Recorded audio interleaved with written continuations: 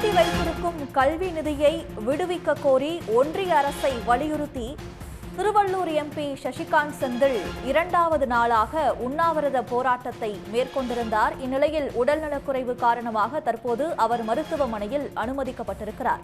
இதுகுறித்த கூடுதல் விவரங்களை தருகிறார் செய்தியாளர் லோகநாதன். சசிகாந்த் செந்தில் உண்ணாவிரத போராட்டத்தை மேற்கொண்டிருந்த சூழல்ல திடீர்னு மருத்துவமனையில் அனுமதிக்கப்பட்டிருக்காங்க. அவருக்கு என்ன உடல்நலக் குறைவு ஏற்பட்டிருக்கு? மருத்துவர்கள் என்ன சொல்றாங்க?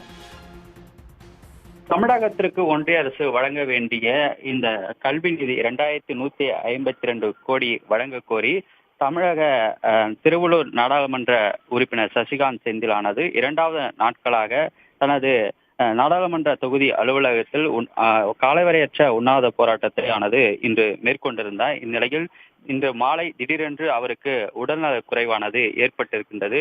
அவருடைய இரத்த அழுத்தம் அதிகரித்ததால் அவர் சோர்வடைந்து காணப்பட்டதால் உடனடியாக அங்கு விரைந்த 108 ஆம்புலன்ஸ் ஊழியர்கள் அவர் உடலை பரிசோதித்த போது உடனடியாக மருத்துவமனைக்கு அழைத்து சென்று பரிசோதனை செய்ய வேண்டும் என அவரிடம் வற்புறுத்தியதன் தொடர்ந்து அவர் மருத்துவமனைக்கு அழைத்து செல்லப்பட்டு தற்போது திருவள்ளூர் அரசு மருத்துவமனைக்கு கொண்டு செல்லப்பட்டு அவருக்கு அனைத்து வகையான உடல் பரிசோதனையானது மேற்கொள்ளப்பட்டு வருகின்றது.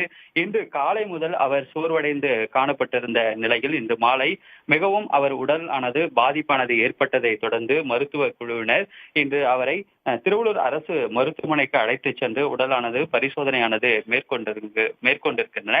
அவருக்கு இரத்த அழுத்தம், தலை சுற்றல் போன்ற உபாதைகளானது ஏற்பட்டிருக்கின்றது.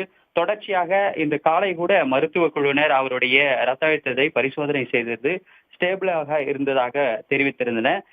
தற்போது இந்த மாலை நேரத்தில் அவருக்கான அந்த அவர் இரத்த அழுத்தம் அதிகரித்ததால் மருத்துவமனைக்கானது அழைத்து வந்திருக்கின்றன.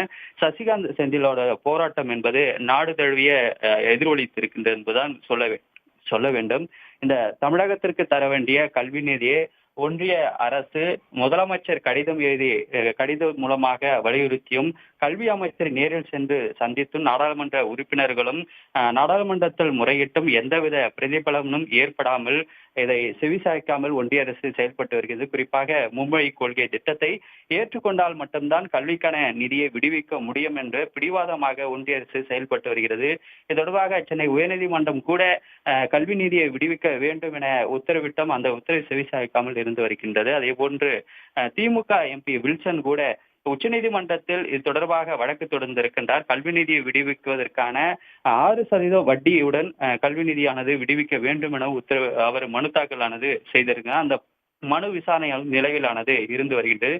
இதன் தொடர்ச்சியாக பல்வேறு தரப்பினரும் வலியுறுத்தியும் கல்வி நிதியை விடுவிக்காததை கண்டித்து சசிகாந்த் செந்திலானது தனது உண்ணாவிரத போராட்டத்தை அவர் தொடங்கியிருக்கார். அவர் உண்ணாவிரத போராட்டத்திற்கு அகில இந்திய காங்கிரஸ் கட்சியின் மக்களவை தலைவர் எதிர்கட்சி தலைவராக ராகுல் காந்தி இன்று காலை அவருக்கு தொலைபேசி வாயிலாக ஆதரவு தெரிவித்திருந்தார். அதே போல விடுதலை சிறுத்தை கட்சியின் தலைவர் தோல் திருமாவளவனும் அவருக்கு ஆதரவானது தெரிவித்திருந்தனர். அதே போன்று திரைப்பட இயக்குனர் கோபி நாயனார், கல்வியாளர் பிரான்ஸ் கஜேந்திர பாபு உள்ளிட்ட தலைவர்களும் அரசியல் கட்சி தலைவர்களும் கல்வியாளர்களும் பெற்றோர்களும் ஆசிரியர்கள் கூட இன்றைய தினம் அவர் நேரில் சென்று ஆதரவானது தெரிவித்தனர். அதே போல் சசிகாந்தோடைய தாயார் அம்பிகாவும் நேரில் சென்றது தனது மகன் போராட்டம் வெற்றியடைய வேண்டும் என அவருக்கு ஆதரவு தெரிவித்தானது வந்திருந்தார். இந்த நிலையில் தான் சசிகாந்த் செந்திலுக்கு இந்த உடற்சோர்வு ஏற்பட்டு மருத்துவமனையில் அவருக்கு தீவிர சிகிச்சை அளிக்கப்பட்டிருக்கிறது. ஆனால் வெறும் அவர் பிடிவாதமாக இருக்கின்றார். அதாவது தமிழகத்திற்கு அளிக்க வேண்டிய நிதியை விடுவித்தால் மட்டும்தான் தனது